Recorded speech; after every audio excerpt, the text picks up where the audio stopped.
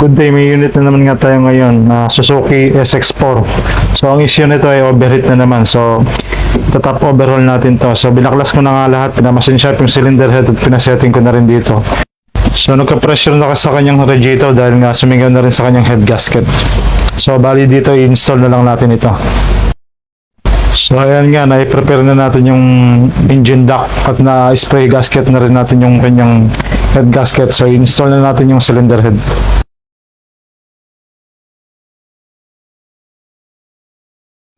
Ayan nga yung cylinder head natin, bali na skimming na yan, the surface na valve setting na rin sa machine shop. So ready na yan para install.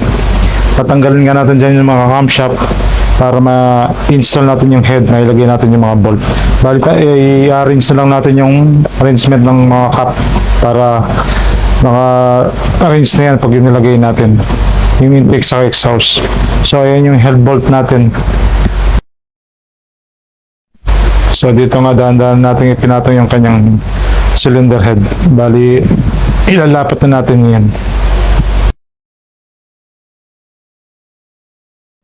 Ito nga yung head bolt natin. Bali malinis na rin yung naka-prepare na yan. So ilalagay na natin.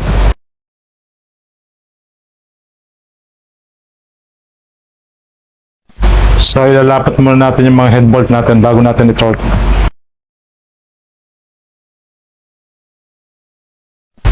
First step ng torque sequence natin ay lagyan muna natin ng mga 20 Newton meter.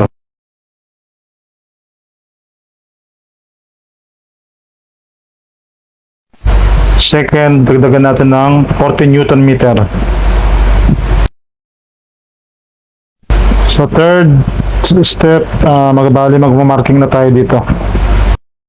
60 degrees sa third step, then sa fourth step niya 60 plus 60 degree pa rin.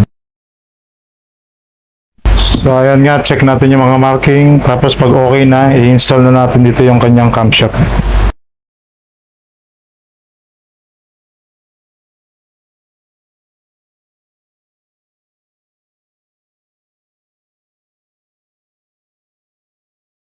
So ayan nga, bali na-install na natin yung camshaft, ilalagay na natin dito yung kanyang timing chain. So mamarkingan lang natin yung may mga kulay para kitang-kita siya. So double check lang natin yung mga timing marks. Yan ang importante pag maglalagay ka na ng mga timing chain, yung ating timing marks. So check lang natin lahat, tapos install na natin. Lagyan natin yung kanyang tensioner.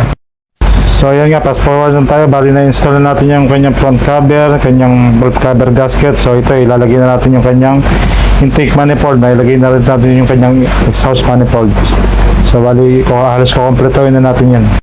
So nailagay na rin natin yung kanyang mga belt at pulley. So yan nga, ilalagay natin yung kanyang intake manifold, tapos yung mga injector at throttle. So kukompletuhin na natin. Susunod na natin dyan yung kanyang mga iba pang sensor, pati na rin yung mga wiring. So check na natin lahat, kukompletuhin na natin.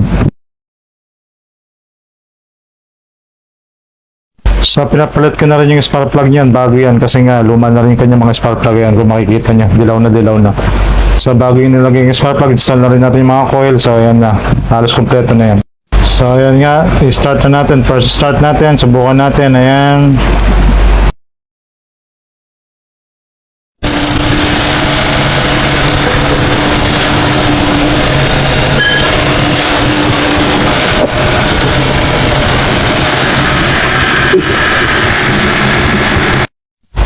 So bali yan, okay na yan. I-monitor lang natin yan, walang leaking, okay na yung temperature, ibibigay natin sa customer.